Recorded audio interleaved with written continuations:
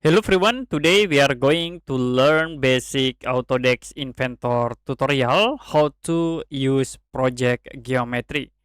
So you can create for the new part, I will use in millimeter. As example, you can draw for the base body, click start to the sketch and I will choose the top plane.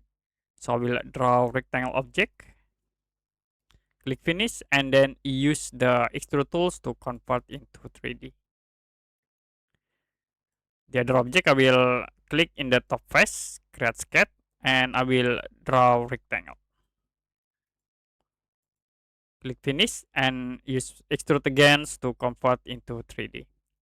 Now I will create for the new plane. You can click at this face, use the offset from plane. I will move into here. So I will draw sketch in this plane. You can select. And the next, use the star to the sketch.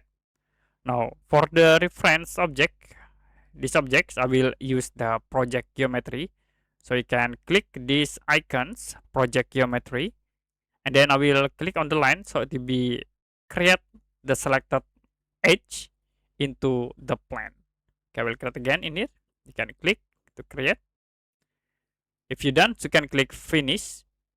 And the next you also can extrude the sketch and flip. If you're done, you can click OK.